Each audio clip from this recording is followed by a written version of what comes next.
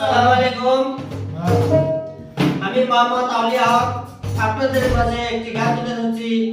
গানটি ভালো লাগলে আমার ইউটিউব চ্যানেল সাবস্ক্রাইব করবেন, আলিম আলী বাউল গান। আর যদি আমার মাঝবলি ভাই ফেসবুকে এই গানটি আপলোড দেয় তাহলে বিপ্লব বাজায়া ফেসবুক ফলো করে রাখবেন। ধন্যবাদ। রোদে মদে হালকা